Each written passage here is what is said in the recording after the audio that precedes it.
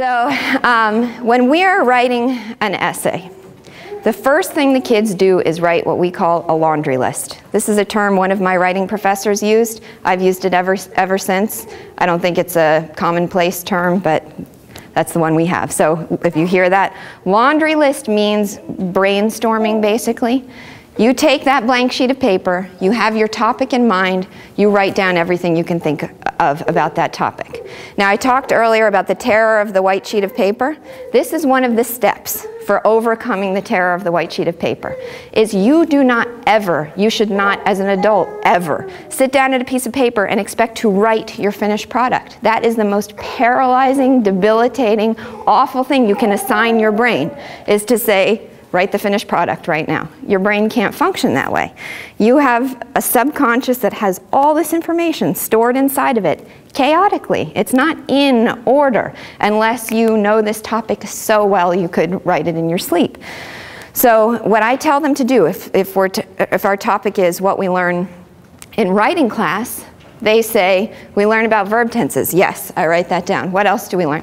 We learn about laundry lists. Yes, we write that down. Anything they can think of at any level of abstraction, we just get it down on paper. And that's very liberating, because all they're doing is feeding a command to their subconscious saying, okay, give me everything you have in relation to writing class. And they're not putting any stress on themselves. It's just anything you have, feed it to me.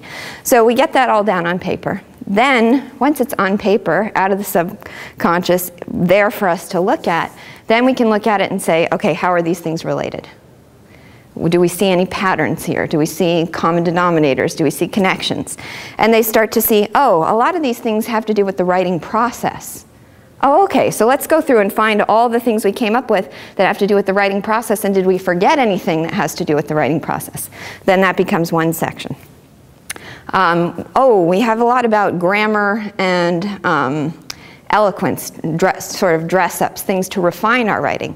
Go through, find all the things related to that. Are there any important ones that we forgot? So then the laundry list slowly gets organized into groups. And those groups will then make their way into an outline. Now, one of the things the kids learn is that when you create your laundry list, you'll have things that are totally irrelevant, like your cousin's dog. So your cousin's dog gets crossed off the list. When you find that it doesn't really closely relate to your main point that you're forming, and it doesn't fit neatly into any of those groups, you get rid of it. So they learn both to group things and to totally eliminate things. Okay, so from the grouping, now we get to the outline, and the outline is the point at which we decide on a clear theme. And theme is it for life, basically. You have to have a purpose, a clear purpose in everything you do. So you have to have purposeful thinking. That's what we're teaching them. So the theme is their purpose. It's the basic idea, the main point, the filter that's going to decide what's relevant, what's not. And we come up with a clear, articulate formulation of a theme. This is something we'll have to help them with at first, and eventually they get to the point that they can do it totally independently. So at that point we create the theme, and then we have our outline in very terse keyword form. From the outline, they create their rough draft. So the rough draft, like the laundry list, is a release your subconscious activity. Not the perfect formulations, not your final thoughts, not even too careful about your grammar and spelling. This is when you're getting it out in complete sentences. And then usually I tell them that there are 3 stages between the rough draft and the final draft. Edit, edit, and edit. So we actually have 3 separate stages currently in my class. They edit it themselves, they peer edit, they help each other, look over each other's work, and then I edit it. Then they're given the edited paper back, they type their final draft, and I usually review those too and make final corrections on those. So that is the process for every piece of writing they will ever do. Laundry list, grouping, outline, rough draft, edit, edit, edit, and final draft. And when they practice that whole process, time after time after time after time, eventually that process becomes automatic to them. And if you give them any assignment, they'll say, well, I need to come up with a theme. And they'll say, I need to put things into, I mean, they know that they couldn't function without that process. So that is, I'm gonna close and open it up to questions with a description of the writing project that I'm currently doing in rooms 201 and 202 and extend an invitation to you. This will be my commitment. Our first writing assignment, as I said, was what we do in writing class. Very good for structure and organization. Not the most exciting and inspiring topic. Didn't lend itself to really vivid use of stylistic techniques. So they were good sports. They did a great job. I think the final products were good, but I wanted to give them something a little more exciting. Well, it just happened that I got a call from my mother a couple weeks ago, who was on her way to the racetrack in Saratoga, and said, we're about to watch this horse, Rachel Alexandra, race. And she started describing it to me, and she said, this is a filly who raced against the fillies and defeated them all. And so then she raced against the 3-year-olds and defeated them all.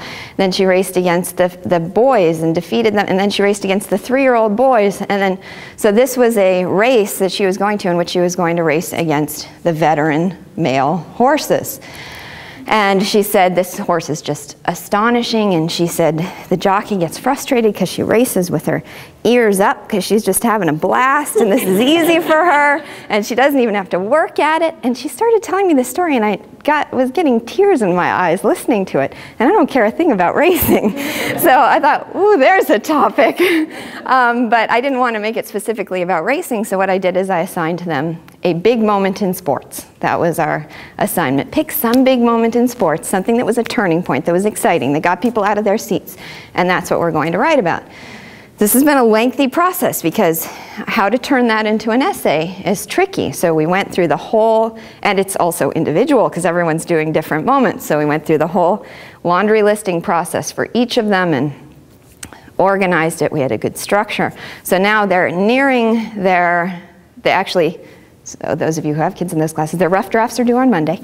So the rough drafts are due on Monday, and this is my plan. I expect them to be good. I've seen a couple of them. I thought they were very good. And this satisfied the double purpose, which I guess I sort of instinctively knew but didn't really realize till I started reading them, how inspiring and motivating these stories are. And they're getting to hear all these different stories. So Grace is doing Carrie Strug, who broke her ankle on the vault and then got up and did another one and won for the team. Or Michael Jordan, when he played with the stomach flu in the Bulls, for the Bulls championships game, or Michael Phelps in the butterfly, all these exciting moments that are good life lessons for the kids as well as exciting writing projects. And we have the wonder of YouTube that has video clips of just about, I've started researching them, I think of every one that the kids had chosen. So I would like to hold an event in which the kids read their papers and then we watch a 2-minute YouTube video clip. And I'd like to do it for the younger, we can have a whole big gathering and watch them all. I think it'll be really inspiring. And so I will extend that invitation when the time comes, when we've gone through the 3 editing phases. And I think that'll be a great way for you to get a first-hand glimpse of the results of the writing program.